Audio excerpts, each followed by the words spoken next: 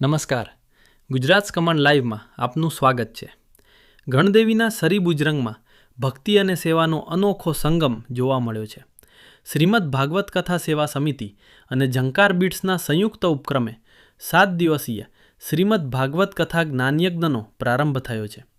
અમલસાડ અંધકેશ્વર મહાદેવ મંદિરથી નીકળેલી ભવ્ય પોથીયાત્રા બાદ કથાના બીજા દિવસે એટલે કે રવિવારે અહીં રક્તદાન એ જ મહાદેવની સેવાના મંત્રને સાર્થક કરવામાં આવ્યો હતો. 10 એપ્રિલ સુધી ચાલનારી આ કથામાં હવે રામ જન્મોત્સવ, કૃષ્ણ જન્મોત્સવ અને રૂક્ષ્મણી વિવાહ જેવા પ્રસંગોની ભવ્ય ઉજવણી કરવામાં આવશે. પૂજ્ય બાપુના હસ્તે તમામ રક્તદાતાઓને પ્રશંસાપત્ર એનાયત કરી તેમની આ ઉમદા કામગીરીને બિરદાવવામાં આવી હતી.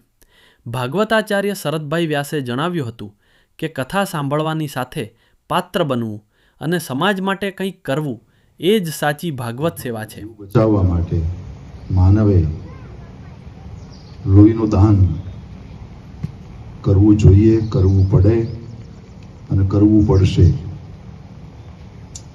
આ ત્વમેવ વસ્તુ ગોવિંદ તુભ્યમેવ સમર્પયે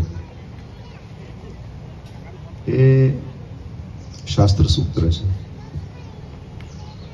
ભગવાનની આપેલી વસ્તુ અમે ભગવાનને અર્પણ કરીએ છીએ. આનો અર્થ આવો તો અમે એ વસ્તુ ગોવિંદ, બ્લડ છે એ પરમાત્માએ આપ્યું છે, ભગવાને આપ્યું, ભગવાને બનાવ્યું છે. એક અનોખી લીલા ઈશ્વરની આ સંસારમાં એક જમીનમાં તરુણું ઉગે ને એક ઘાસનું, એને પણ પૃથ્વીનું આભૂષણ માન્યું છે. કારણ કે એ માણસ નથી ઉગાડી શકતો, એ ભગવાન જ ઉગાડે. એવી રીતે લોહી પણ ઈશ્વર જ બનાવે. અને આપણે ત્યાં એ પૂર્ણ સત્યવત છે કે ભાઈ,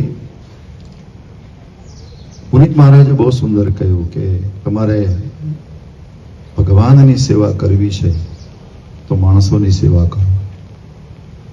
જન સેવા એ જ પ્રભુ સેવા એ સૂત્ર પુનિત મહારાજે આજથી વર્ષો પહેલા આપ્યું હતું. ડોંગરે બાબાને કોઈ પૂછ્યું હતું કથામાં કે તમે ભગવાનને જોયા છે? એટલે પછી ડોંગરે બાબાએ સામો પ્રશ્ન કર્યો કે તારી દ્રષ્ટિએ ભગવાન કેવા હોય? તો કે હજારો હાથવાળા, હજારો માથાવાળા, હજારો પગવાળા. એ મંડપમાં આંગળી ચીંધીને કીધું આ બધા હજારો માથા, હજારો હાથ, હજારો પગ આ બધા ઈશ્વર છે. એટલે ઈશ્વરનું આપેલું, ઈશ્વરને સમર્પિત કરવું શ્રેષ્ઠ દાન મારી દ્રષ્ટિએ રક્તદાન છે. કારણ કે એ તમે વેચાતું લાવી શકતા નથી, પોતાનું જ તમારે આપવું પડે.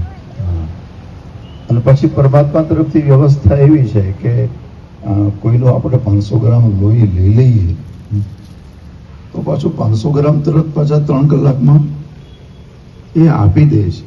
હા, આ બીજાનું લોહી પીવા કરતા લોહી આપવું બહુ સારું છે. હા, ઘણા લોકો એમ કહે ને હું દારૂ નથી પીતો પણ લોહી કેટલું પીશું. તો હા, મને તો આ ખૂબ ગમે. મારી કુટિયા પર અવારનવાર આવા કેમ્પો, મારા ઇટાલિયા સાહેબ આખું જે ગ્રુપ છે વલસાડમાં, તો મને આ પ્રવૃત્તિ ખૂબ ગમે. અંગદાનની પ્રવૃત્તિ પણ મને ખૂબ ગમે છે. ચક્ષુદાનની પણ પ્રવૃત્તિ મને ખૂબ ગમે છે. એટલે હું તો ઘણી વખત એમ કહું, આપણે રક્ત આપીએ ને પછી આપણું રક્ત કોને ગયું એ ખબર નથી. હા, પણ જ્યારે પણ આપણને સામો મળશે ગમે ત્યારે અચાનક આપણને એના પર ભાવ જાગે સંબંધવાનો કે આ રક્તનો સંબંધ છે. આપણે ત્યાં લોહીનો સંબંધ જે છે એ કોને ગયું છે આપણું લોહી ખબર નથી, પણ એ અચાનક ક્યારેક સામો મળે તો અચાનક આપણને ભાવ જાગે. કાંઈ ઓળખાણ વગર આપણને ભાવ જાગે તો સમજવાનું કે આપણે એકાદ વખત લોહી દાન કર્યું હતું ને એ આમાં ગયું હશે, જેથી કરીને આપણને આવો ભાવ જાગે છે. ન્યૂઝ અપડેટ્સ માટે જોતા રહો ગુજરાત કમાન્ડ લાઈવ. જય હિન્દ.